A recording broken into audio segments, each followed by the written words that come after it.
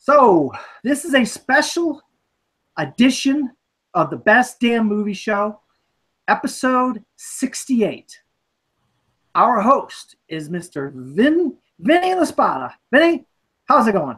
Well, thank you, Skip, and welcome to another edition of the Best Damn Movie Show. I'm your host, Vincent Laspada, along with my co-host, Skip Dan Allen, and we have a special guest. Skip, you want to introduce your guest? A frequent collaborator on some other material on the Best Damn Movie Show YouTube page, Mr. Steven Billings. Welcome, and thank you for being on this special edition of the Best Damn Movie Show.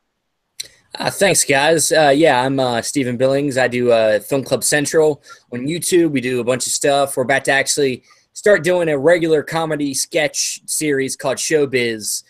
So you're first time hearing it here. I do a lot of stuff with Dan. You do the Top 5 Weekly. We do 52 must-see movies and why they matter. It's been a lot of fun. Dan's great to talk movies with, and I've had a couple times working with Vinny here too. He's jumped on there a couple times, and it's always fun. I guess I'm just not as professional as you guys. I guess you guys are like the Donald Trump and Hillary Clinton of. Oh, come on! Don't do that. I hate politics. Don't even bring that stuff up. Well, tonight on the show we have a bunch of reviews, courtesy of our buddy Dan Skip Allen. I feel like he's the only one. Steven, I mean, do you watch as much movies as this guy over here? Well, unfortunately, I don't have as much time as Dan does to watch all these new films like way ahead of time. I wish I did, but I've caught a couple of the movies on his list. I can talk about a couple of them. Well, I don't really have much time. I try to go to as much as I can, but it doesn't work out. But I have one review. Captain Underpants is my review. On Skip's end, he has a whole stream of content to review tonight. One is called Beguile. We also have War for the Planet of the Apes. We also have Spider-Man Homecoming, Transformers The Last Night, Despicable Me 3, and who can forget Baby Driver, which is getting fantastic reviews. It's saying, and Skip said the same thing to me, that it's probably one of the best films of the year. So we have that. Plus, we end the show with our movie news and whatever else comes to mind. But, gentlemen, if you have nothing else you want to begin the show with, let's start with top 5 box office movies of the week, like I always do. And they're always brought to you by Laspada's. Now, Steven Billings has not had a Laspada sandwich, Skip. He has not tried something that's from Philadelphia that we have down here in Orlando. Maybe we should ship him one to, is it North Carolina it is? Yes. We had one in Charlotte at one point. There was one in Charlotte. We closed it down because of many reasons. You know, I mean, the Charlotte business, I feel like, is not as big as it is down here in Orlando when it comes to subs. But if you've not had a Laspada's cheesesteak, and you want to make your mouth water just by pictures, go to laspadas.com or go to the Facebook page, Laspada's Original Cheesesteaks and Hoagies. Well, guys, the top 5 box office movies is a little different, Skip. We haven't done a show in a week now, and it kind of stinks because it's like we have this great chemistry going where we do a show every week, and then all of a sudden we fall off the wagon, kind of like a drunk when he's sober, and then he just falls off the wagon for no odd reason. That's kind of like us, Skip. Well, I'd rather be a drunken guy falling off the wagon than missing a week of doing the Best Damn Movie Show. I do miss talking about movies. This is a passion of mine. You know that. Oh, it's a passion of mine too. And here's my problem. I keep buying the films, and I don't have time to watch them. So they just collect dust, and then I usually put my name or I push "Watch Me" on the cover in dust. So I remind myself that I have not watched this dusty old movie that came out last week. But anyways, let's get into our top 5 box office movies of the week. At number 5, we have Mr. Tom Cruise in The Mummy. The remake. Well, actually, is it a remake or is it's a whole new series of what's going on in the actual universal world of monsters per se. This week it's made $6.1 million, running off at $68.7 million, with a production budget of $125 million. And worldwide, you guys want to take a guess of what it is for the worldwide box office? $550. Yeah, it's pretty close. $345 million. Yeah, wow. What was your take on this, Steven Billings? What have you seen The Mummy yet? Yeah, I mean, as a rare review, me and Dan are kind of on the same page here. I actually kind of enjoy that movie. I understand that it has a lot of flaws, and it's definitely not a great movie, but I had fun with it. I enjoyed a lot of the things that came with it, and it got me. The biggest thing was the mythology and the things they build up with it. So, I'm hoping it makes enough money to at least, I think they're already invested enough in this to where we're going to get the next movie. We're going to get Bride of Frankenstein. It's going to happen. So, I hope that it doesn't bring down people from going to see the next movie. So we'll see what happens. I just don't like the fact that I feel like we're going in reverse. Because what's wrong with the monster movies now, like that happened in the late 60s, 70s, 30s, and the 40s, and so on and so forth? Those are classic films. Those movies should not be remade. I mean, there are some things in this world that should not be touched, and those are it. Those are classics. You can't redo them. When I look at monster movies, I don't look at Tom Hanks or Russell Crowe. They're not the guys I look at. I look at people that are, listen, excuse my French, and sorry for saying this about the dead, but I look at the people that have died and have worked their butt off to become Hollywood legends in these legendary monster movies. At number 4, we have 47 Meters Down. Now, I did actually get to take a chance to take a little peek at the movie that they released on Amazon. You told me about this, Skip. They released the same movie, and then what? They just redid a couple things and renamed it? Yes, they changed the title and they tacked on an ending. But I'll tell you what, I think there's a couple, 2 or 3 really good scares in this film to where, you know what the heck? I liked it. I actually liked it for what it was. And you know what? It cost something like, I don't know, $7 to $9 million to make, and it's already made its like 4 times its money back.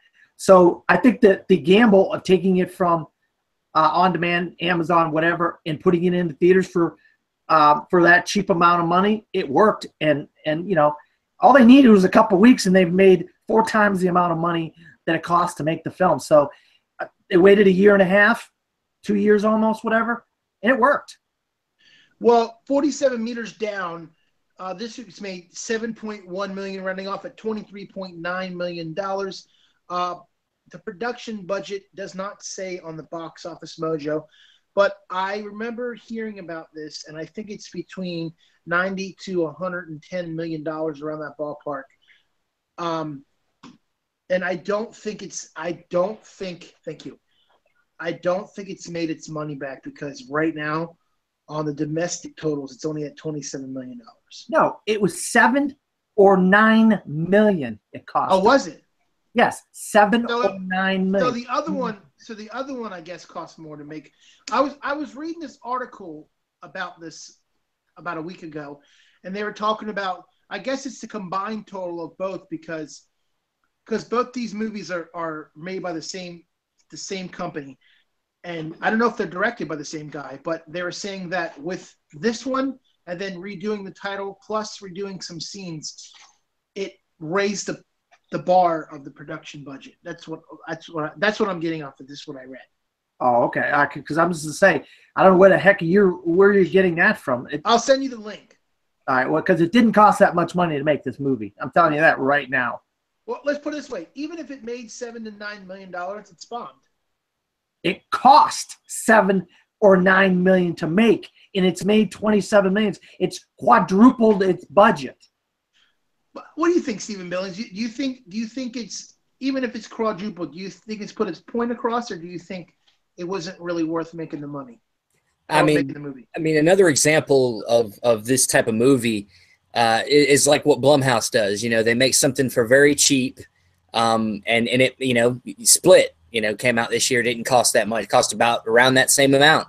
Didn't make, you know, made way more than what this movie did, but you know, by the end of its run, it'll probably make $50-60 million or whatever, and that's a pretty good chunk of money for only having to spend about $10 million probably with marketing, you know. So I mean, can't really argue with it too much. I mean, it's you know, maybe not a great movie, but you know, studios are always trying to find ways to make a little bit of money, and when you can only invest a little bit of money in and get a little bit back, you know, it's always good for them. Now, have you seen Split yet? Oh, of course, yeah. I own Split. So my question to you is, we had this argument today at my restaurant, me and my buddy Skip here and one of my coworkers. Just hypothetically thinking and not being racist, but if you were a black person going into this movie. Get Out. That's a different movie. Get Out. Split and Get Out are different movies. Oh, you're right. I'm sorry. You're right. I have seen Get Out though, and I own Get Out too. Okay, I'm sorry. Let me back up here. Get Out is what I'm saying. The director's a black guy. Okay, if you're going into the movie knowing that you didn't know that a black person made this, and you were watching this as a black person, would you think it was a racist movie? I guess it depends on. To me, racism is it comes down to the person. You know, to me, if you find things to always be racist, you're probably racist yourself, a little bit. That's true. You know what I mean? Like, people that seek out racism in everything are probably racist themselves, because to me, we're only racist because we only see racism because we're seeking it out, you know? Right. You know, so to me, you know, it wouldn't have mattered whether it was a black man or an Asian man, whoever made this movie. I didn't find it to be racist. I found it to be you know, it was a message. It was definitely a message movie. You know, but to me, it wasn't beating me over the head trying to make me believe any certain thing or anything. Somebody's got to have a voice for Americans. It wasn't beating my head over about the racist. It was beating my head over the fact that every person that you saw in there was adding up to be in that particular. But you know what? That's another subject. I got my Q's and I's confused. But let's get back to the top 5 box office. At number 3, we have Cars 3. This one's starring Larry the Cable Guy, Owen Wilson. The two guys are back again. Mater and Lightning McQueen are back for another journey through the crazy world of cars and all their crazy characters, which in this film, there's a whole bunch of new characters, which, you know, I'm not going to get into. This gets made $24.1 million, running off at $98.8 million, with a production budget of $175 million, worldwide at $150 million. Skip, me and you both love this film. And I know you said it many times that the film looks like you're actually in real life. I'll tell you what, I absolutely thought the film was beautiful. I like the story. I'm a fan of NASCAR. Steven lives in NASCAR country. We live in Florida. He lives in North Carolina. We're all surrounded by NASCAR. This was a kind of a takeoff on like Jeff Gordon, Dale Earnhardt Jr. kind of thing going on, where a retirement or a major injury kind of thing. And they kind of took from real life, created a storyline, and they gave it a twist ending. But the animation is beautiful, beautiful, beautiful. It's got a little ways to go to make its money back, which is usually a rare thing for Pixar. Pixar usually makes their money back very quickly. This time it's taking its time. It's not making its money back. But I have a feeling by about the middle of July or the first week of July, it'll make its money back, and maybe we can start talking by the end of August. It might actually make a profit. So hopefully it gets on the plus side for Pixar, and I hope more kids go see it. I know it's going to be tough with Despicable Me 3 coming out this week. And Despicable Me 3 is going to be, you're right, it's going to be up against two big films, you know. But here's what I think about that. It's kind of like, you know, I feel like everybody, Cars has been out now for 2 weeks now. This will be the second week. I feel like everybody that wants to see Cars and is a fan of Cars has already seen Cars 3. So with that being said, there might be a handful of people that haven't seen Cars 3, but all the true fans have seen it. Now, this week when Despicable Me comes out, Despicable Me 3, I feel like Despicable Me 3 is going to do a lot better. I really do. I think Universal and Despicable Me 3 are just – it's something about Steve Carell and the kids that just they love the Minions. The Minions are very popular with the kids. Now, on this next two movies coming up on the box office reviews, two sites have two different things. So I will give you the site that I always use, the IMDb, and then I'll tell you what Box Office Mojo said. At number 2, we have Wonder Woman. Wonder Woman is at $29.9 million, running up at $318.1 million, with a total box office of $663 million. I'm going to say this, and I don't know if Steven, you've seen Wonder Woman, but I'm going to say that Wonder Woman is probably by far the best DC movie that they've made out of all the movies that they've redone in the franchise of DC. Oh yeah, total agreement. It's by far the best movie. I mean, I do like Man of Steel very much. The more I've rewatched the extended version of BVS, I like it more. It's still not a great film, but it's definitely grown on me a little bit more watching the extended version. Suicide Squad's a train wreck. I can't get on board with that film, but yes, Wonder Woman deserves all the success it's gotten, and you know, hopefully this means moving forward we're going to have a lot more better direct. You know, what's the comic George? Who am I thinking of? Jeff Johns. With Jeff Johns being kind of more of the flight, kind of almost the Kevin Feige of the DC universe, moving forward, I think it's helping out, and they're going for that more hopeful attitude moving forward with the film. So, yeah, we'll see what happens. Yeah, I totally agree. Like you said, I've seen Batman vs Superman. I've seen Man of Steel. I do think Man of Steel is a little bit better than Batman vs Superman. And Suicide Squad, I don't know where they were going with it. I just feel like it was a rushed project, and to me, I don't think Will Smith fit.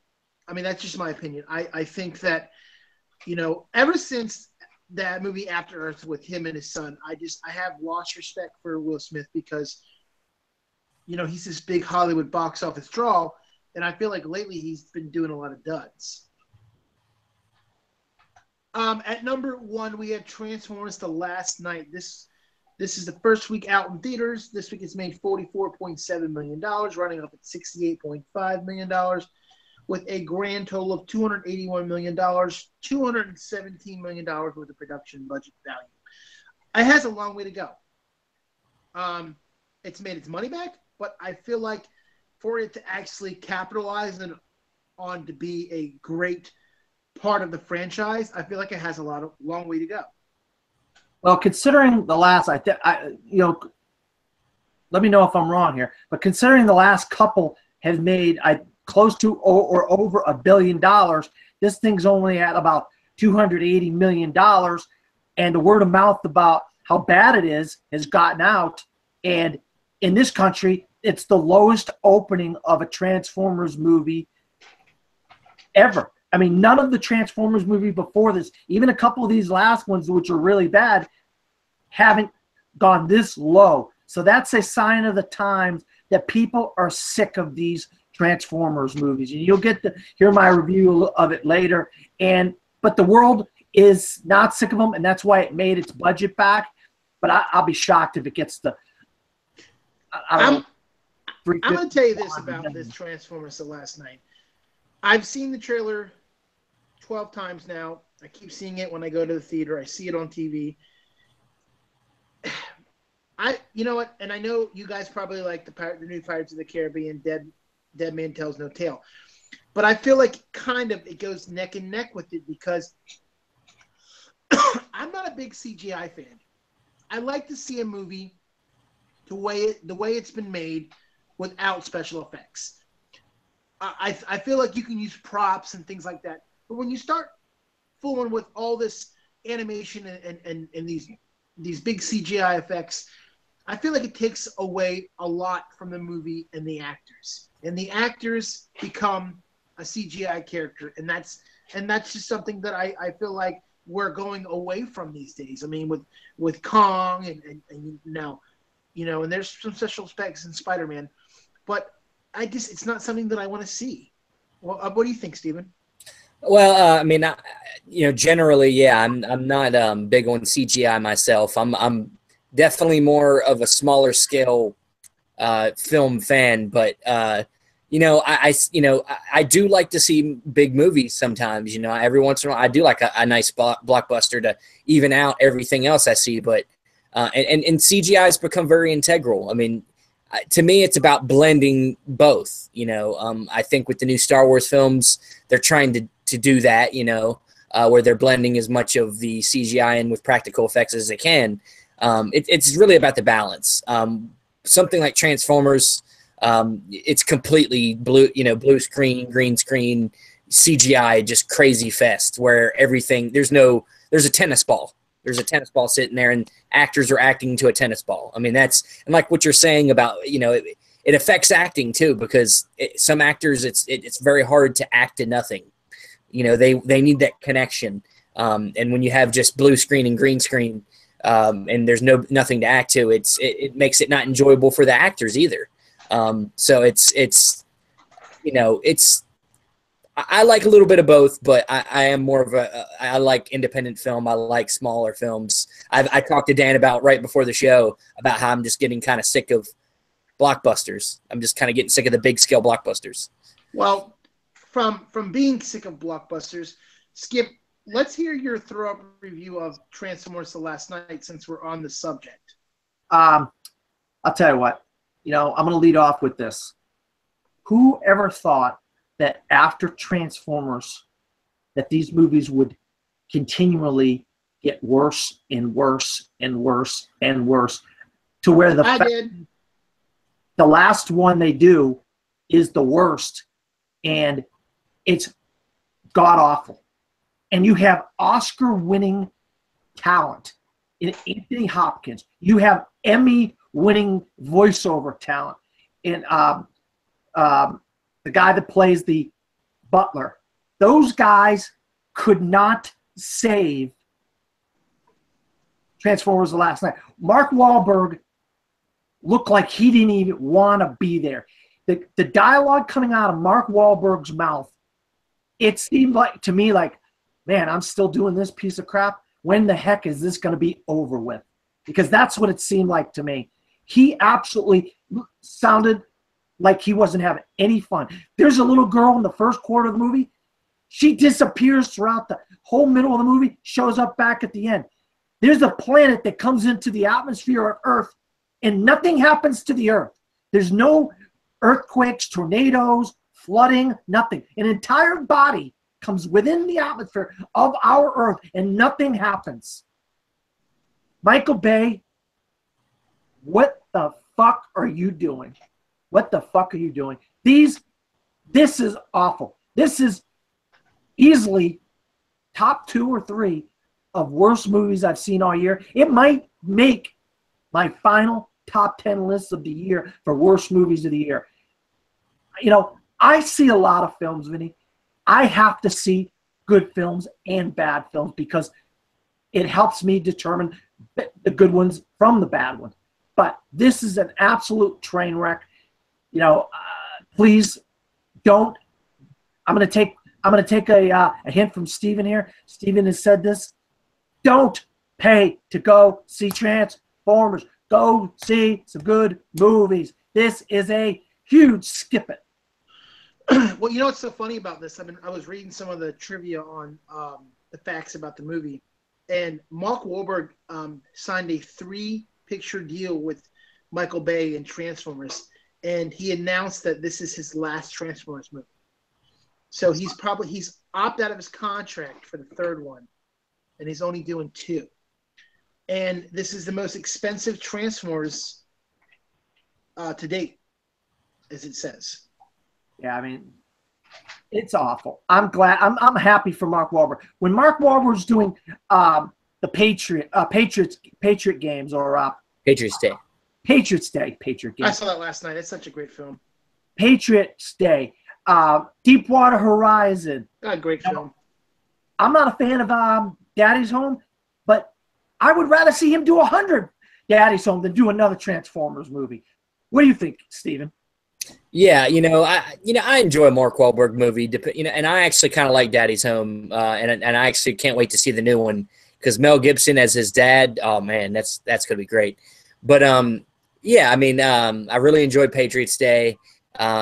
Deepwater Horizon, I like it okay. It's not my favorite movie, but he works really well with Peter Berg. He needs to keep working with Peter Berg, Lone Survivor. Yeah, when he's in that realm, he does a really good job, and I do like him as Ted 2 wasn't great, but I wouldn't mind seeing another Ted movie if they get something a little bit better.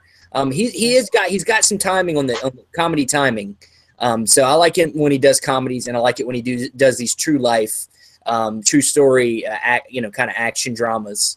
So yeah, I mean, him getting out of Transformers is the best thing for him.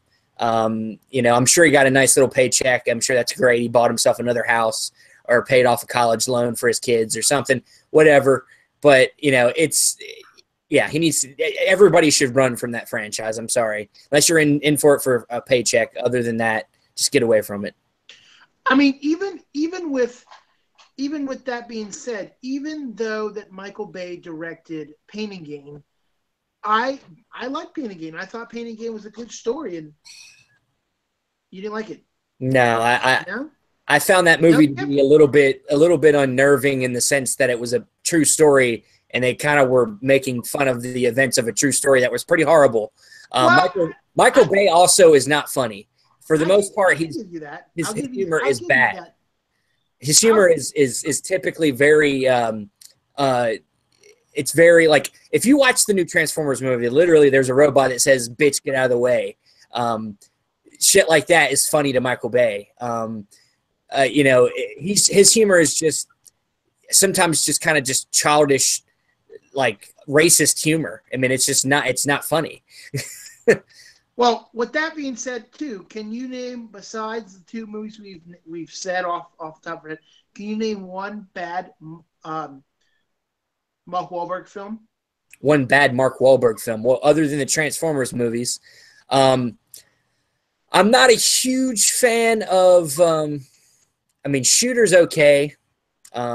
It's not my. It's kind of very forgettable. Ted 2, like I said, not really great.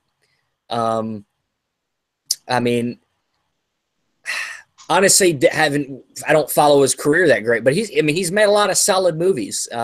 Invincible. I like Four Brothers. Four Brothers is a good one. Like I said, I like Ted. He's had a pretty solid. He's a crowd pleasing type of actor. Most of his movies are very much crowd pleasers. So I think that's why he's stayed in the zeitgeist. He's popular with people, but I wouldn't say I'd say the only movie he's been in that's been a truly great film is The Departed, and he wasn't the star of that movie. So that was a great film. Well, I'm going to go in with my review of Captain Underpants. Now, I do have a special guest that's in the room that did see Captain Underpants, and I want to get his review. Ethan, do you want to tell my fine friends here what you thought of Captain Underpants? It was good. And you liked it? Mm-hmm. Okay, what did you like about Captain Underpants? I don't know. You don't know. Well, I can tell you that I didn't like it as much as he did. With the previews, I thought it was going to be good. It looked like it was going to be a really funny movie. There was funny parts to it, but as the movie progressed, it just got boring and stupider to the point where I didn't know if watching the rest of the movie would make me happy or going into the kitchen and putting my hand on the stove. I just didn't know which one was better. Well, I saw this movie also.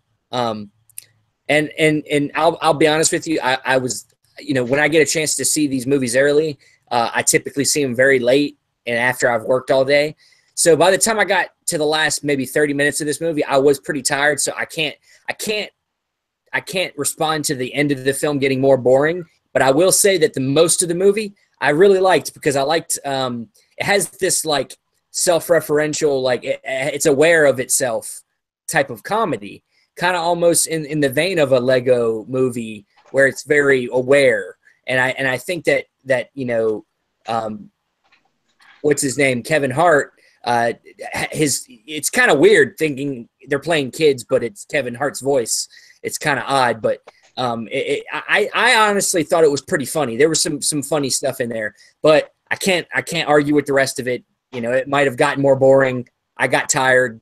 I don't remember, but I was liking it. So I'm not a huge fan of Kevin Hart either, and that's another reason why I didn't like it. I think Kevin Hart.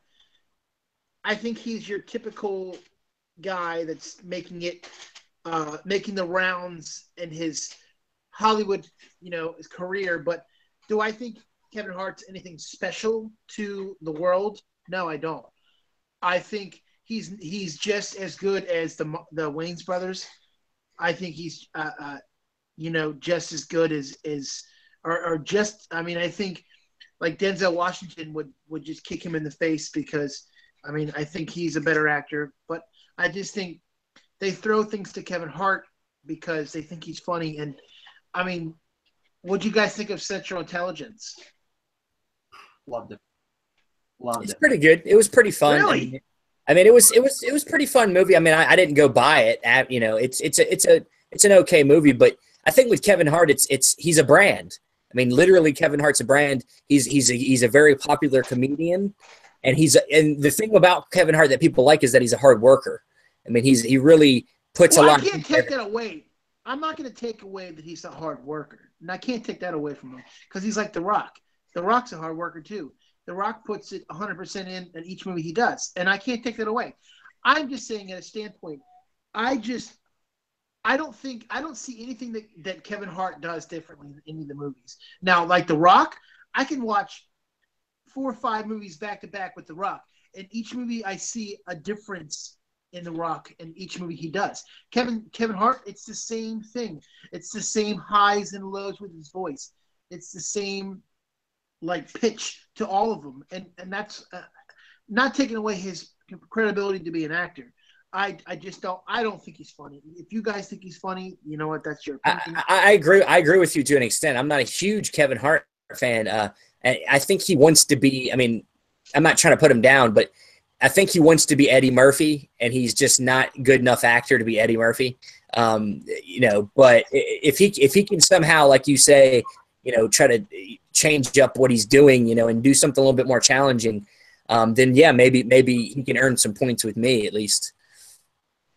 So I'm gonna give Captain Underpants. I'll give it a 6 out of 10. I didn't love it. I enjoyed some of it, but I can't officially enjoy it. You didn't even what did you say if you skipped it or see it with Transformers? I didn't hear you say anything about that. Steven? Oh, Transformers. I'm with Dan. Transformers is awful. I give that. Can I give it a negative review, like a -1 or something like that? It's like it's awful.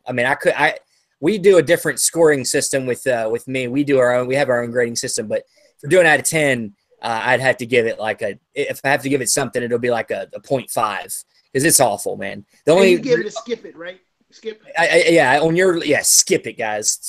Don't even think about it. I'm gonna go below that. Don't even think about it.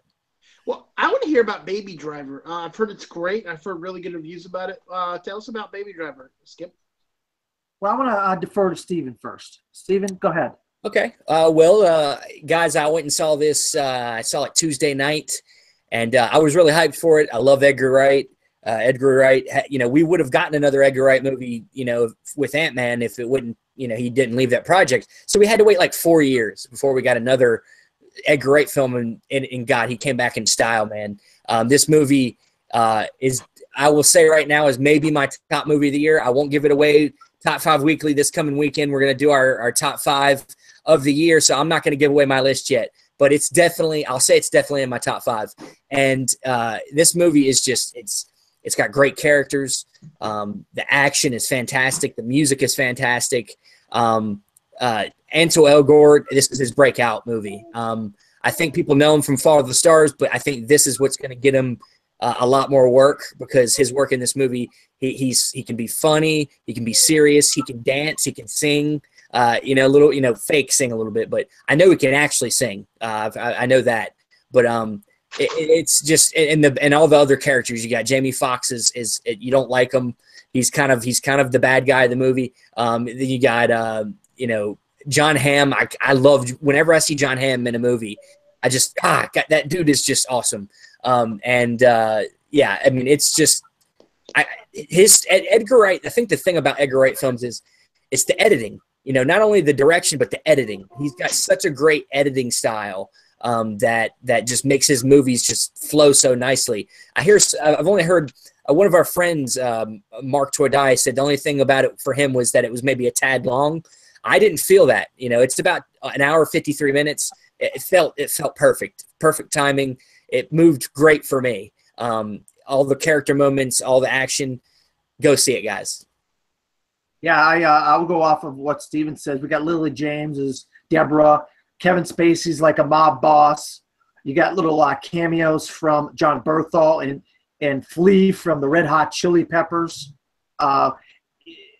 If you like car chases, if you like great soundtracks, if you like great action, great dialogue, then this is the movie for you, because not only does it have all that stuff, it has more. And that's why I give Baby Driver a huge see it. A huge see it. And other films that Edgar Wright has done that you guys might like. Do you guys like Hot Fuzz?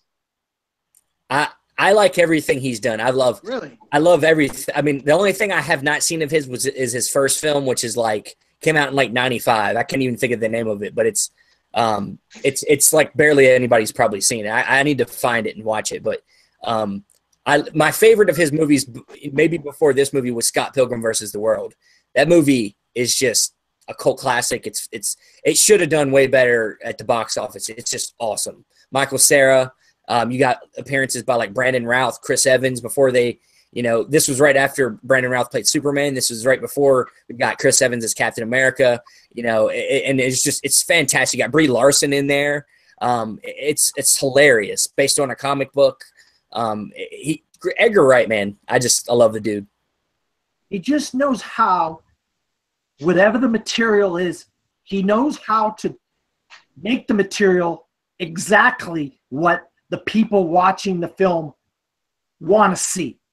Mary Elizabeth Winstead, if you don't know her, please go and Google this woman. She is fantastic in that film. She's fantastic in Fargo. She's in 10 Cloverfield Lane.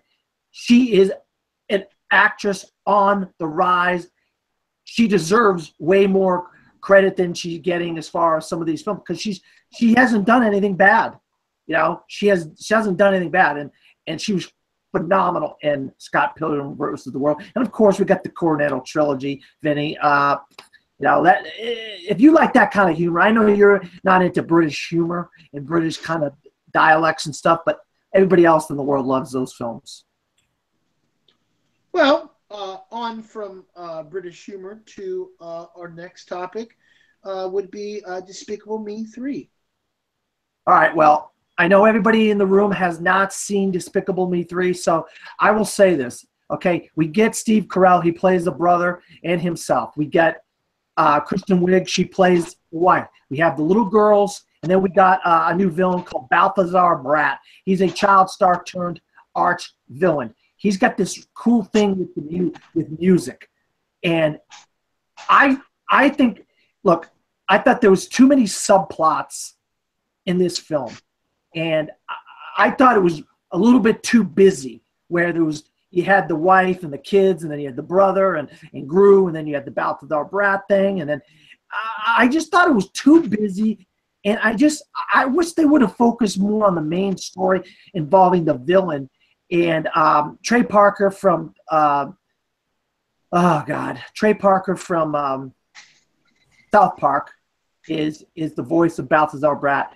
I'll tell you what, it wasn't enough good things in this film. I wanted to see Gru more. I wanted it to focus on him and not on Drew. And so I'm going to have to begrudgingly give Despicable Me 3 a skip it. Wow. You're going to give it a skip it, huh? Yes, I am. Well, from that, we go to what else? Well, I did see War for the Planet of the Apes last Wednesday. And I'll tell you what, if you love this franchise, if you love the character of Caesar, if you love Andy Serkis, if you love Woody Harrelson, if you like great dramas, if you like great dialogue, if you like great story, and you like special effects used the right way, not the wrong way, then you will absolutely love War for the Planet of the Apes. I will say this. Some of the promotional material is misleading. That did not discourage me from giving this film a big see it. I thought there was a little girl in the film that is throughout the film, not the beginning and at the end. She's throughout the film. She's fantastic. There's an ape voiced by Steve Zahn, and he is hilarious. He's in a blue jacket and a hat. He is hilarious. I mean, I don't know what Maurice. You know, you've seen Maurice throughout the trilogy. He has a bigger role in this film. What can I say about an ape that doesn't even talk? He barely talks, and he has more emotion, more gravitas, as I should say. I mean, this character is phenomenal. Maurice is phenomenal in this trilogy.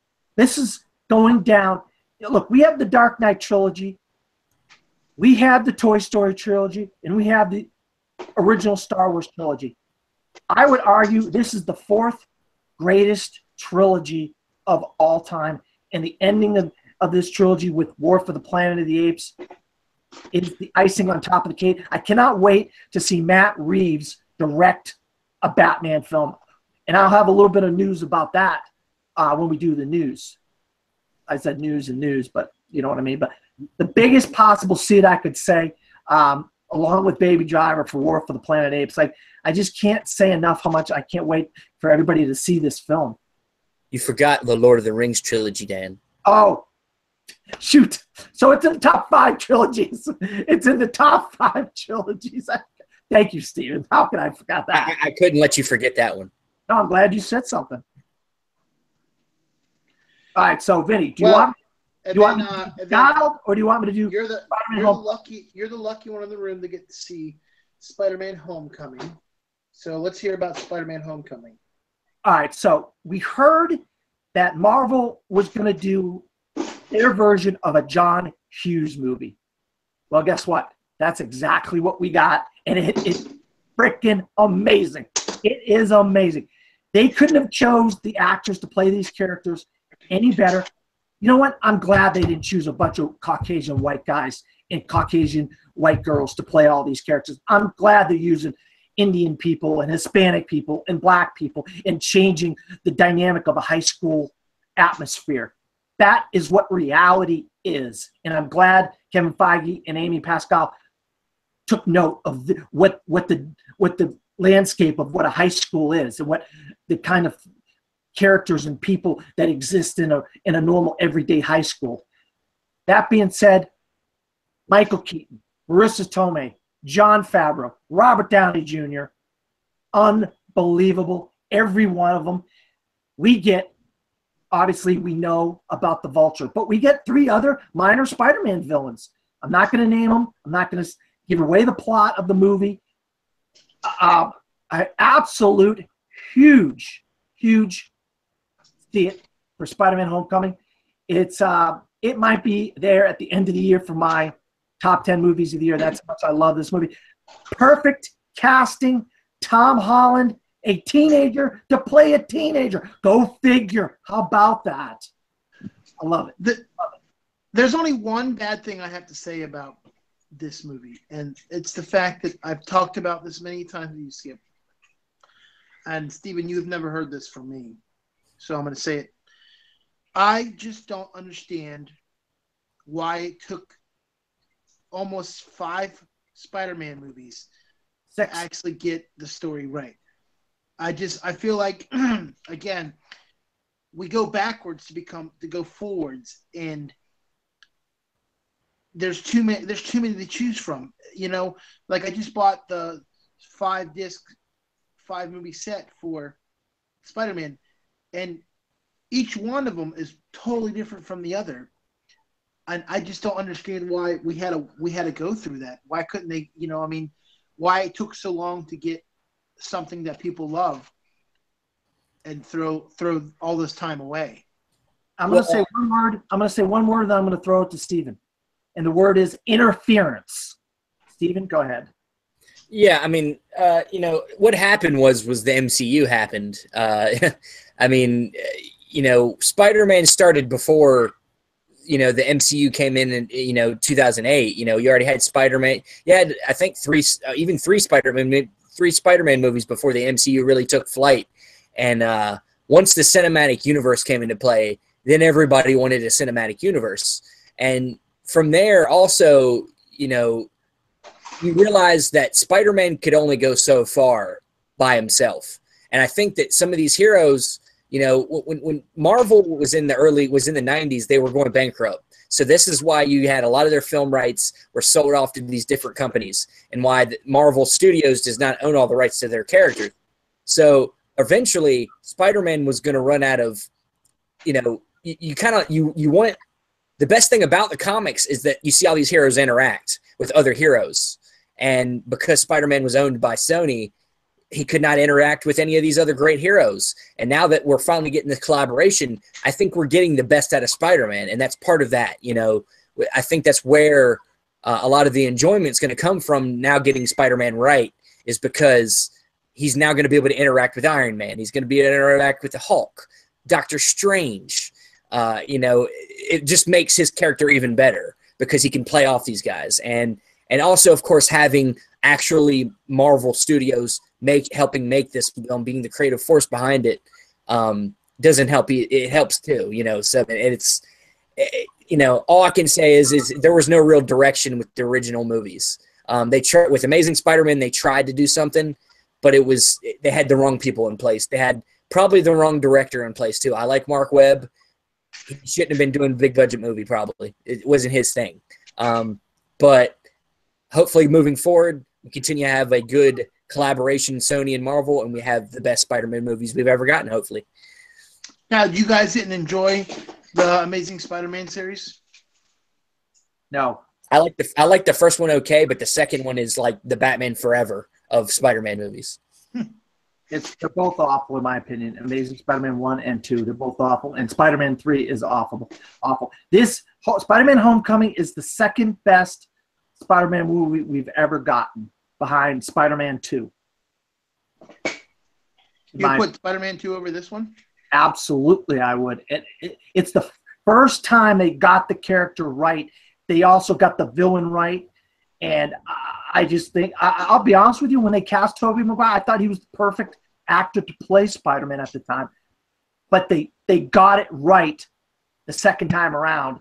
But this time, they got it right in a bunch of other different ways. And I don't want to spoil it and give anything away for the plot. But I still put Spider-Man Homecoming second behind Spider-Man 2. Well, before we get into our movie news, I think you have one more review. Yeah, real quick. The Beguiled, the latest film from Sofia Coppola, starring Colin Farrell, Nicole Kidman, Elle Fanning, Kirsten Dunst, and a couple younger actresses you may have seen in different movies around. I just can't think of their names right now off the top of my head, but you've seen them in other movies. This is a remake of a 1971 film starring Clint Eastwood. I'll tell you what. I'm going to say this as calmly as I possibly can. When you put the main thing that happens in the movie in the trailer, and then you watch the movie, and the main thing that happens in the trailer happens in the movie, and it leaves all this other room in the movie, and you're like, all right, so where do you go from here? And all you do is just go down like this. That's not good. That is not good. And I'm just going to give him, because I like the actresses, I like the acting. I did like most of the movie until they got to the third act. And I thought it just fell right in the toilet. So I'm going to give it a very mild see it. Very mild see it. That's it. Well, a very mild see it. Let's get into our movie news. I got to start off with Michael Keaton has confirmed that he will be the villain in the new live-action Dumbo. What's your take, guys? I'll tell you what.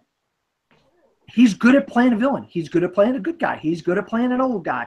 He's good at playing anything. You know, a couple years ago we had the reconnaissance. Well, we're having that right now with Michael Keaton. Michael Keaton, ever since the driving movie, what was the driving movie with the race cars and the driving across the country based on the video game in RoboCop that year? He was in 2 movies. Oh, Need for Speed. Need for Speed. Ever since those movies, he has been really on fire. Granted, RoboCop and Need for Speed aren't the best movies, but he's actually pretty good in both films. And ever since, he has gotten better and better. Birdman, Spotlight, Spider-Man Homecoming. I mean, where did Michael Keaton come from? He came from out of the blue and just flew his head. You know what? I feel like acting again, and I'm going to do great work again. So I am happy to see him in anything. Tim Burton film, maybe he wanted to work with Tim Burton. What do you think, Steven? Well, yeah, he's worked with Tim Burton before, Beetlejuice. So, I mean, it's a reunion of sorts. So, you know, if he's playing the ringmaster, which I'm assuming that's the villain, I'm surprised. I thought he would play Dumbo. He likes to play things that fly. With every bird, Batman and Birdman and Vulture, and surprised he ain't playing Dumbo. I'm very surprised. But, yeah, I mean, Michael Keaton's one of these guys that is just so versatile, and I love him when he's being funny, but he can also be very, very much the opposite and be very, menacing, and it's just I'm down for anything. Anytime Keaton's in a movie, I'm down for it. And I just hope he's not pale-faced Michael Keaton like every Tim Burton character is. Hopefully Tim Burton can scale back on his style a little bit and make some movies with some substance. Maybe that's right. Real quick, Batman. We forgot about Batman. He worked with Tim Burton with Batman. Batman. So this will be like fourth film with Tim Burton. Maybe this is an in to the Beetlejuice 2. No, Probably not. But you have a good point there. Maybe this is a way. If this film does good with these people in it, that might get the Beetlejuice 2 off the ground. Well, hold on. Now, Beetlejuice has already been talked about. It is in development with Tim Burton, but I don't think Tim Burton has got Michael Keaton. Like, I don't think Michael Keaton's all that sold on the project. Oh, okay. Also, there was a story that came out yesterday that there is no plan right now to have a backstory regarding Uncle Ben in the MCU universe? Well, the thing is, Vinny, and I'll throw it to Steven in a second. We've seen him die twice. Why do we need to see him die again? You know, what I like, and But what's the cause of it? I don't want to give spoilers away for Spider-Man: Homecoming, but they already have established that Spider-Man exists in the MCU based on the previous movies. And that, so in a way, Spider-Man 1, Spider-Man 2 are like prequels to this film in a way. So we know that the character of Uncle Ben already exists. We know that Spider-Man already exists. So we don't need to see them rehash Spider-Man's origin over again. And I don't blame them. I'm glad they don't do an Uncle Ben scenario all over again. What do you think, Steven? Yeah, I mean, I think like Batman, where we've seen, you know, the transformation, you know, the thing that happens to his parents over and over again. Yeah, we don't need to see it. I mean, it's we know it. You know, it's almost inherent, you know, to, you know, knowing why the character's become how he is part of the reason he is Spider-Man. We know it already. And I haven't seen Spider-Man: Homecoming, of course, yet, but like Dan said, I'm sure it's alluded to of sorts that, you know, maybe or not. I don't know, but you know, it is definitely an important part of who Spider-Man is. So I hope that at least it's brought up, you know. Okay.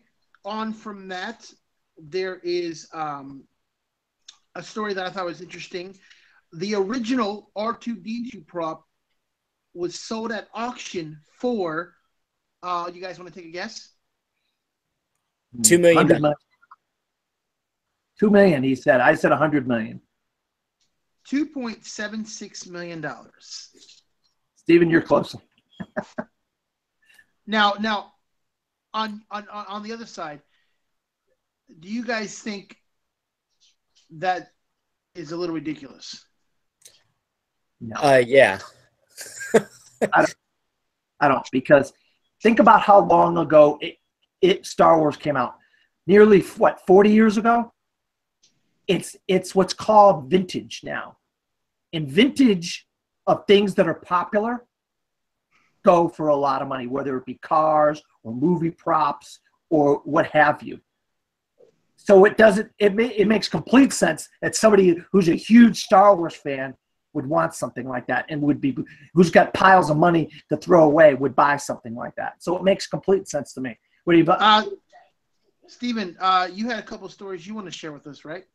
Well, I mean, I can talk about a couple of things that just came out today. I'd like to talk about the Jumanji trailer. You know, we got our first real Jumanji trailer, and, you know, stars Dwayne Johnson, Jack Black, Kevin Hart. You know, the team is back, and it's called Jumanji: Welcome to the Jungle. And this trailer, you know, has of course, you hear that title and you're like, of course they're going to play Guns N' Roses, and they do. You know, going into this, you know, I was a little skeptical, and then they made me feel a little bit better about it when they said, okay, we're not making a reboot. I mean, it is kind of a reboot, but they're not disregarding the original. It's actually going to be kind of more of a continuation. So, you know, I was a little bit more hopeful, but I'll say, after watching the trailer, I'm not sure I like the path they're going down. I think it could be a fun movie still, but it's not the movie I wanted personally. I don't know what you guys think. This trailer's awful. I'll tell you right now, what the hell were they doing? And I know Vinny does not like when they take a classic movie and do something like this with it, but this trailer's awful. Vinny, what do you think? Well, I haven't seen the trailer yet, so I can't comment on the trailer, but I've heard a lot of things about the movie. I've seen a lot of set pictures. I've seen some videos.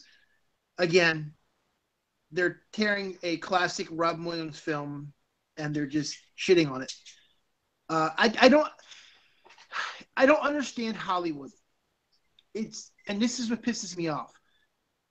To me, I don't care about bringing back a classic and making a buttload of money. I don't care about that. Like, I don't care about bringing Pinocchio back and making a fucking truckload. I don't care. I want to see something new. I want to see something original, and I want to see something that hasn't been done before. Why keep rehashing these movies over and over and over again? It makes no sense to me. Well, I'll tell you, the idea of doing another Jumanji, I wouldn't mind it. And I was always very interested in seeing, if they ever did a sequel where they go into the game, which is what this movie is.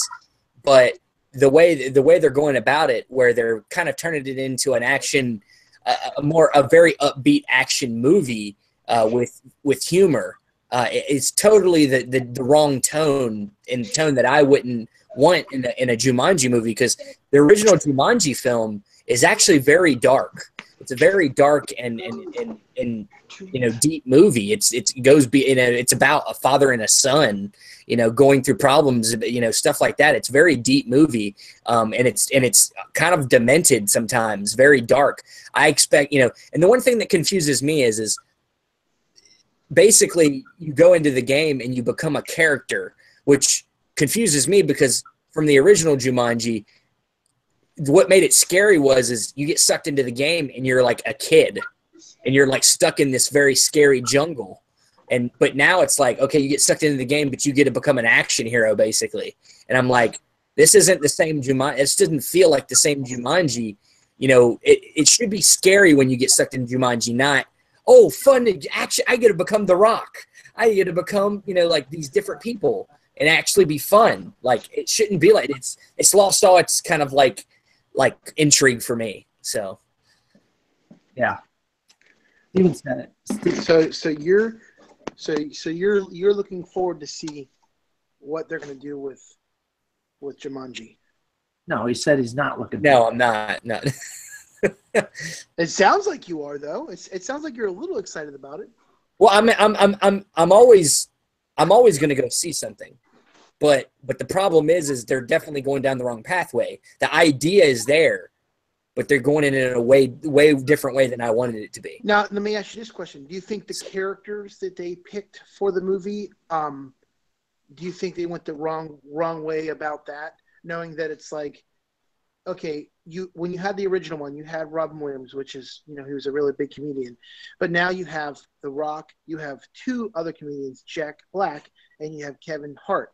Do you think that they're going the wrong way with it, trying to make it more a comedy than actual comedy drama? Yes, exactly. Yeah, I think they're changing the whole tone of from the original, which is, people love the original, and it's kind of become, one of these like, 90s classics by now. It's and they're completely going in a whole different tone. It's a little bit more bright and upbeat and comedic instead of dark and dramatic and intense. So they're trying to make it into a franchise, like everything they do these days. So. Also, I read about the Jetsons have gone forward now with the story and is in production development, almost ready to be shot. I don't know if I'm excited about this because, I'm a huge Jetsons, Flintstones fan from back in the day. I don't like when they bring something back and they change all the voices and they don't sound the same. And that's my only concern is I don't want them to hack this to make it looks like it doesn't look and feel like a Jetsons movie. Well, I'll tell you what, Vinny. There was talk about 15 years ago of doing a Jetsons movie with Jim Carrey as the main Jetson guy, Danny DeVito as his boss. I couldn't remember I think Susan Sarandon or somebody as the main girl in it. I mean, that would have been a fun movie. That's a Jetsons I would have looked forward to. Today, I don't know. I mean, what they're going to do. Is it going to be animated? Is it not going to be animated? Well, what I've actually heard is that they're looking to do an animated film. It's supposed to be a lot. They're going more, I think they kind of learned from Smurfs that sometimes some of these properties need to stay in the realm that they were first created in. And I agree. I mean, in this case, I would prefer to see a really well done animated Jetsons film over a live action version. Mix it with the Flintstones. Bring in the Flintstones. It'd be weird. Let's do it. Now, On the same subject, what is your thoughts on them bringing back DuckTales on Disney HD?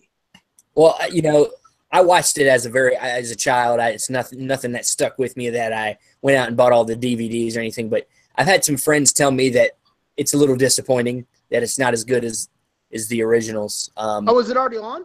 Yeah, I'm pretty sure it's already released some episodes. I'm pretty sure. Oh, I didn't even know that. I got to look. I thought we were still waiting because in the beginning they were talking about doing a live action DuckTales, but then they transferred it and said they're going to continue doing a cartoon, but it's going to be on Disney HD. Also, there are some set photos that I've seen released for the new Han Solo movie. And Ron Howard, is he the director of this? Because a lot of the stuff coming out is with Ron Howard. Well, this is okay. This is one of the news items. I didn't know if you were going to bring this up or not, Vinny, but this is one of the news items I wanted to talk about. We haven't done a show in 2 weeks, so we kind of missed all the Han Solo drama. So since we're doing a show today, I want to bring up some of this drama. What happened is they fired the directors of Miller and Lord because of the tone of the film that they were trying to make was not in true form with what the character of Han Solo or the script. So the writers of the script, the Kasdans, Lawrence Kasdan and his son, kind of were like, guys, this is not what the script says. This is not what you're supposed to be doing. And so they went to Kathleen Kennedy, and then they brought her in, and then they started looking at the dailies, and they were like, okay, this isn't what we're going for. This is not Han Solo. And then come to find out, Alden Ehrenreich wasn't exactly the guy that they thought he was, so they had to bring in an acting coach. Some of the set photos of Han Solo show some of the disarray of what was going on the set. And so they brought in Ron Howard to try to right the ship with not like 2 months ago, but 3 weeks to go in filming.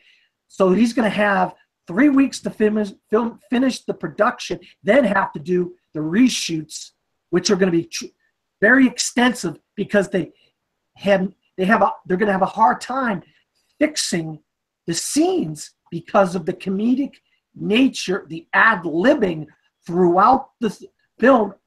The editor had a hard time editing the film.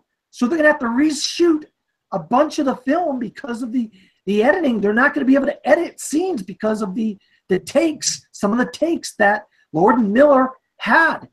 And to add to it, they didn't take the good takes, the takes that went along with the script, went along with the story, went along with the character of Han Solo. They took some of these goofy, ad-libby comedic takes, and the editor's having all kinds of problems. So this film is in all kinds of trouble. It still is supposed to come out next May. They have not moved off of that date. I think the 26th or 27th of May. Steven, anything to add to this? Well, it's really a shame. I was really excited to see these guys come in here and do this film. And I thought with their sensibilities, they would be pretty good for this. But obviously, they had a different vision that did not line up with Kathleen Kennedy and the Kasdans, and how it went on for this long, we will never know. But Ron Howard, to me, I don't care what you say about his last few films, whatever. He's a very good director. Apollo 13, Beautiful Mind, Frost Nixon. He's done a lot of great films, and I think he can get this movie back on track. I'm not sure that they're going to make that release date. I mean, honestly, if it was me, I would spend the extra time because post-production is what takes a lot of time. And by the time they get things reshot, might even have to extend their shoot a little bit longer maybe. They might have to move it, and it's just what it is. And honestly, I hope the best for this film. I hope it doesn't end up being a train wreck. We'll see. We'll see what happens. Well, I agree with you, Stephen, because I was just going to say before you said it, if anybody can make this movie get back on track, it's Ron Howard. I mean, the guy's a brilliant genius. He's a great director. Not only is he a great director, but he's a great actor. And he was the best on Happy Days, which everybody knows him from. But it could go two ways. It could go Ron Howard saves the day and reshoots everything and makes it look good, or it could go Ron Howard was throwing in this production and it's a pile of shit now and he didn't do anything. So I'm hoping that it's more towards he makes it better, and I hope that he could pick up the pieces and glue them back together to make it a great film. This is something that we're going to have to see next May. Skip, what do you got for us? Well, I got going back to a couple films that are out in theaters next week and the week after. A little news about Matt Reeves. Matt Reeves, obviously, he's getting the interviews for War for the Planet of the Apes with the junkets and so forth. Well, the topic of Batman came up, and good news, folks. He wants to do a noir detective story, and he wanted it to be dark, noir, and more on the emphasis of detective. Thank you, Matt Reeves. I think Ben Affleck will be all jumping for joy to be involved with that. So I am a happy camper. Steven, what about you? Oh yeah, definitely. It's really the thing that with Batman we have not really gotten to see yet. And with that in mind, it really makes me think of a few villains that I'd love to see for this film. I think Riddler, of course, is always a good chance with something like that. Where there's clues and there's him being a detective. Also, I've always really wanted to see the Hush storyline put to film, because this goes to goes back to the Batman's past, somebody that's from his past, and it's one of the very few people that's actually figured out Batman's identity. And you got Hugo Strange also figured out his identity too. I definitely am with that. And Matt Reeves, with the work he's done, with the Planet of the Apes films, Let Me In, was really good too. The Cloverfield. He's a very fine director, and his aesthetic will work perfectly for Batman. There's only one problem about this whole story, guys. And I know you guys are going to totally disagree on me, but this is the only thing I think of. I just don't think Ben Affleck is that great of a Batman. I think he was thrown in there because his best friend is Kevin Smith. Kevin Smith has a lot of pull in Hollywood with comics and all of the comic directors. And I think that's the only reason why he's Batman. You can't sit here and say that if he wasn't friends with him, he would become Batman. There's nothing that looks and says Ben Affleck is Batman. Nothing. To me, he's just an average Joe. He does gangster films. He does Boston films. He's just not Batman. I mean, actually, Vinny, he is Batman. He's not. Look at the average height of Michael Keaton, Christian Bale, Val Kilmer, George Clooney, all these guys. Their height doesn't even come close to the height of Ben Affleck. You know what the height of Batman is? Somewhere in the neighborhood of 6'6". Take a guess how tall Ben Affleck is. He's about 6'1". He's in the neighborhood about. He's 6'5", I'm pretty sure. Yeah. Number one. Number two. That Ben Affleck went and worked out like a fiend to get the build of Batman. And number three, he can play Bruce Wayne. He's got the gravitas to play. Wait. I didn't say he couldn't play Bruce Wayne. Well, Let's put it out there though. He's also number 4. He's got the best Batman chin of all the Batman chins, so can't argue with that. Oh my god! All right, Vinny. So the other one is we got Spider-Man coming out next week. With that, a lot of Spider-Man news is coming out. A lot of Sony news is coming out. We got a Venom movie with Tom Hardy as Venom, starts production in September. Then we get a possible Silver and Black movie. We don't know the cast. But this is the big story that I thought was really fascinating. We got Thor Ragnarok. We got Infinity War. Then we got Black Panther. Then we got Infinity War Part 2, whatever that's going to be.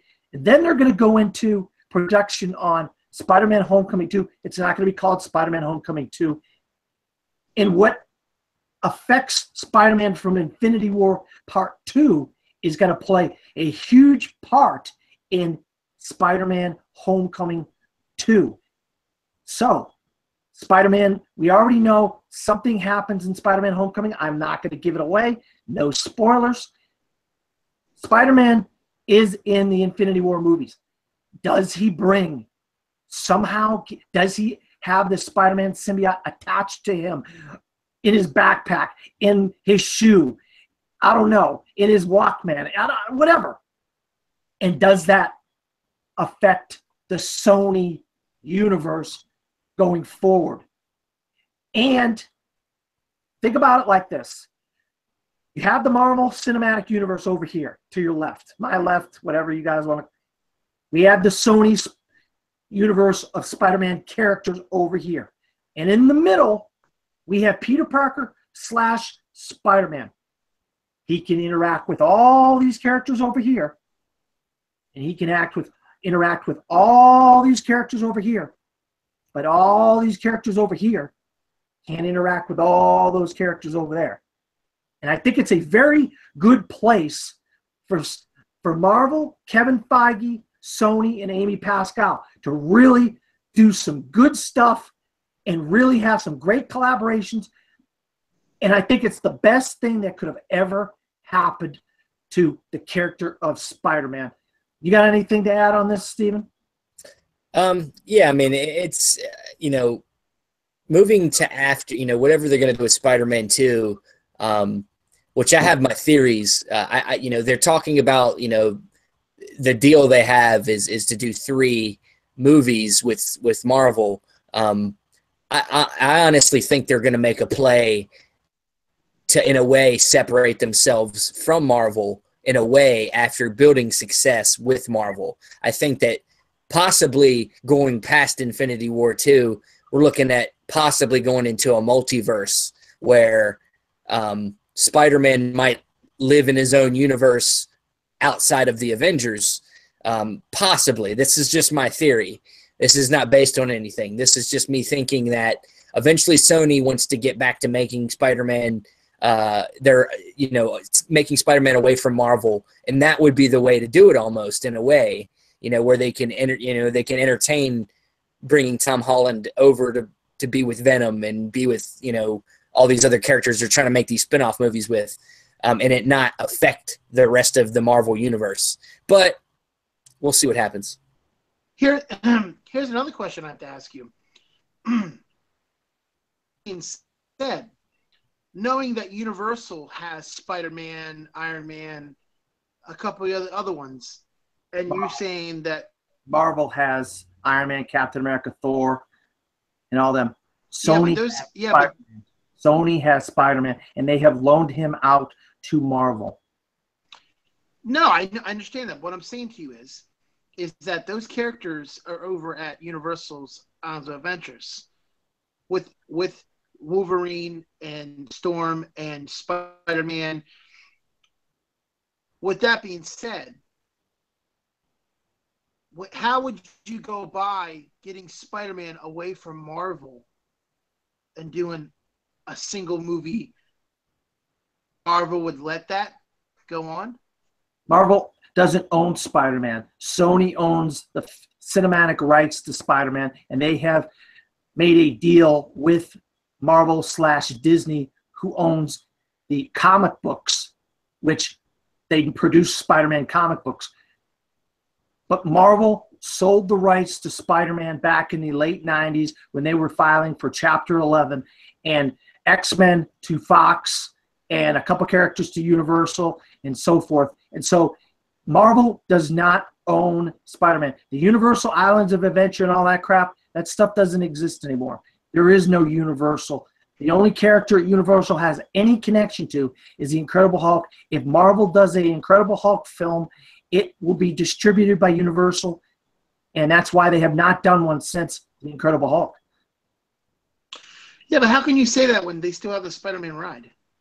They don't. It's a theme park. That's a whole nother ball of wax how you do the dealings when it comes to theme parks.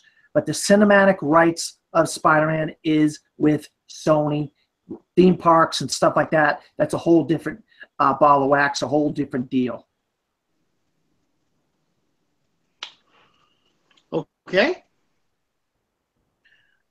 Steven, do you have any more news for us? I think I'm good for the only other thing I would say, lastly, maybe is to talk about this James Bond cinematic universe idea that the producers are apparently thinking about doing with James Bond. I'll say right off the bat, I think it's an awful idea. I do not ever want to see James Bond have its own universe where other characters are spinned off into their own movies. James Bond, to me, is kind of like how I feel I would like to see the Indiana Jones franchise going forward. You can always recast them. You can always have them go on new adventures. I don't want to see any connectivity. I mean, there's small connectivity with certain characters, but we don't need, James Bond to have a continuous, cinematic universe where Moneypenny goes off and has her own movie. It's dumb. Don't do it. Sony, don't play into what everybody else is doing. Universal's over here trying to make Monsters Universe, which I want to see it, but still, the cinematic universe thing's got to stop. Not everybody needs a cinematic universe for everything. Think of something else. Sony is trying their hardest to just destroy their movie industry. Sony's almost decided to get rid of their movie side because they just keep bombing their shit. Remember when that shit came out about combining 21 Jump Street and Men in Black? So now they're trying to say, hey, let's ruin our James Bond franchise. They got to stop. I agree. I mean, this is asinine. I mean, James Bond cinematic universe. Are you kidding me? I would suggest talking to the people in Epernia, and maybe they have a little bit of calmer heads and might help get this franchise back on track. They seem to have a good track record in Epernia Pictures. Maybe they're one of the ones bidding for James Bond right now. It's a bidding war going on for James Bond. And I think people like that have a little bit more head on their shoulders. Sony seems to just keep botching things up. Even though I like Ghostbusters, I know I don't want to get Vinny started on Ghostbusters. But, so, that's what does that mean? Well, I know you have your love-hate relationship with the last Ghostbusters, don't you? No, I to be honest with you, I liked it. Oh, okay. I forgot. I'm sorry. The only thing I didn't like about it was that I didn't like the fact that Bill Murray pretty much held up the whole thing hostage, because originally the story was that all four of them were going to work at a university, and they're going to be professors. But when Bill Murray didn't agree to be in the film, and oh God, what's his name that died? Harold Ramis died. Table, and Dan Aykroyd had to go back and rewrite Ghostbusters. What I mean, do you think, knowing you both seen Ghostbusters now, do you think that would have been a way different scenario and it would have made for a better movie? Oh yeah, definitely better. Definitely it would have made for better. And it's not like I didn't like Ghostbusters. I liked it. But I think people would have been a lot more forgiving as far as if those guys were involved in some way, some capacity. I don't like how and this could be very well something that Dan Aykroyd wanted for the vision of the new Ghostbusters, but I didn't like the fact that most screen time was Bill Murray, knowing that Bill Murray was the one that screwed this whole thing up to begin with. So, with that being said, was Dan Aykroyd held to his will to give Bill Murray more screen time than Dan Aykroyd and Ernie Hudson? I have no idea. I have no clue. I do not know the inner workings of that whole thing, Vinny. Thanks, Steven. Yeah, I mean, I don't know. I just think I'm not a huge fan of that movie. I think that Dan Aykroyd, for being as talented he is as a comedian of his time, he's not. I think he's maybe a little bit behind on the times. I don't know that he's the greatest creative force to be behind anything, to be honest. But Ghostbusters for me was just too much. Well, to me, it's a whole other conversation. I honestly, we could go on for a while with this, but I don't want to get too deep into it because it's going to get into a way other conversation. But I didn't care much for it. Did you like it? No, I didn't care much for it. It was okay. That's a good one. The ending specifically really pissed me off because it turned into some weird killing ghost movie with super like we've talked about earlier, way too much CGI. It's just got a little bit overboard for me. That's a good way to end the show, I would have to say, Vinny. Well, fellas, it's been a fun little ride down movie lane. But before we go, would you guys have anything else you want to add? Skip, where can they find you at? You can always find me at Vinny's Restaurant, Laspada's on Lee Road, eating a cheeseburger, a meatball sub, or a You're taking my lines. I got you on that one, man. No, you can find me at Dan Skip Allen on Facebook, Twitter, Instagram, and Pinterest, or at From the Fourth Row. And I'm all over the Best Damn Movie Show YouTube channel with the top 5 weekly, the 52 must-see movies and where to find them. And, of course, we're on the podcast now. This is the new incarnation of the podcast. Steven? You can find me on Film Club Central doing a lot of stuff. Like I said, we're going to be bringing back our sketch comedy show called Showbiz. And we're still gonna do our other shows, Film Club Movie Show. We'll bring that back up again very soon. And Dan actually will be the first guest on. We're bringing back our news show. That'll be a weekly show. It's called Lights Camera News, and we go through the trailers of the past week and the news stories, top news stories. So we'll have him on there, and yeah, you can find me on Instagram too, Twitter, all that stuff. Well, until next week, I'm your host, Vincent Laspada. I am Skip. Steven. See you at the movies. Good day, everybody.